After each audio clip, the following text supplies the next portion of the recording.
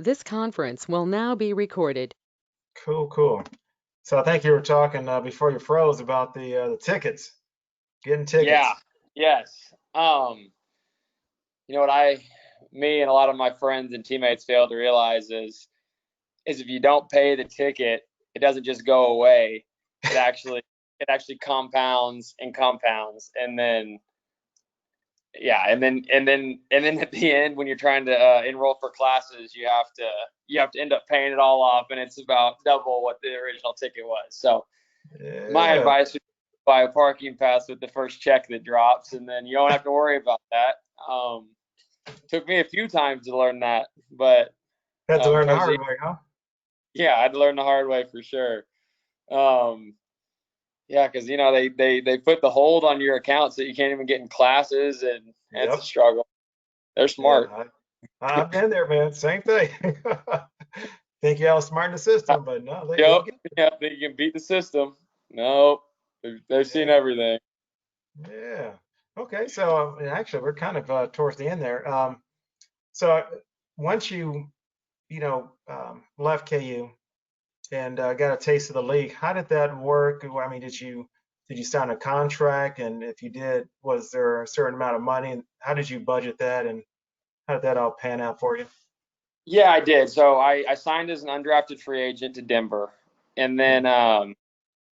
went through training camp with them, and then I ended up breaking my hand, and uh, and then from there I went on IR and signed an injury settlement deal, just kind of I guess that's what they do. And then at the end of that year, I signed with the Jacksonville Jaguars. Um, but the thing that's crazy there is you have your like 1% of guys. So when I was in Denver, there was Von Miller was one of the main ones, and you Mhm. see him and like the lifestyle he lives.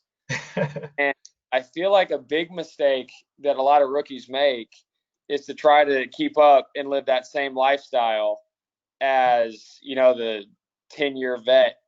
Right.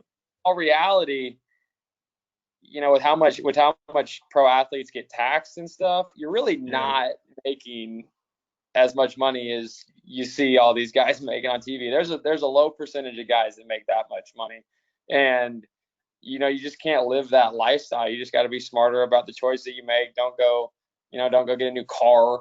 Um, with the first thing you do if your car still works. Yeah. There's just mistakes that I saw. I think my time at KU helped. Coach Beatty had a lot of guest speakers come in and talk about what it's like to get a little bit of money and how you can handle a little bit of money. Um, but you could tell that there's a lot of people that didn't have that advice. Oh, wow. Yeah, Yeah, yeah, that's and that's unfortunate. like that 30 for 30 broke. I mean, you can see it. It's because they think the money. A lot of people think the money never stops for Yep. one, and it does. It definitely does. And then I feel like a lot of it for the maybe not the famous cases, but for a lot of the younger cases, it's because you try to keep up with a certain lifestyle that you think professional athletes have, and well, they're going to pay you. They're going to pay you what they're going to pay you, but they're not going to give you any more. They're not going to feel bad for you if you run out. Right. That is true. That is true. Unfortunately, it's very, very true. Yeah. So, well, cool. Well, I guess the last thing then is just, kind of talk about what's happened since, the league and what you're currently doing now. Obviously, coaching, kind of dive into that a little bit for us. Yeah, so after my stint in Jacksonville, I didn't get signed. I stayed training for a little bit and wasn't hearing anything. Hmm. I stayed in touch with my linebacker coach from sophomore year, Kevin Kane.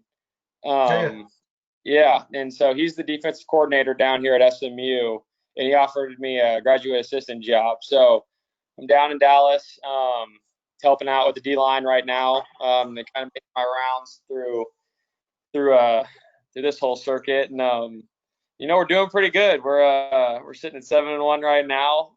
Hey, Got a big weekend, so So it's been good though. The coaching aspect of it is different, but it's enjoyable. It's fun to be around the guys and try and help them and influence them to just not make the same mistakes that I've made. So it's There been you it's go. been a, it's been a lot of fun.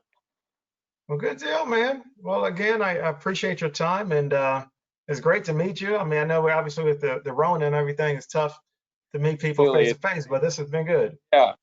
No, this was awesome, man. It was really nice to meet you, and I think what you're doing is great. This is really important and something that a lot of kids need to hear, and I needed to hear when I was younger. So I think what you're doing is Well, I appreciate that. I definitely do, man. So I'm sure if you ever get back to Lawrence, man, we have to hook up sometime. absolutely, no doubt, no doubt. Well, cool, man. Well, I'll let you get going, and we'll talk later. All right, you have a good day. You too. Bye bye.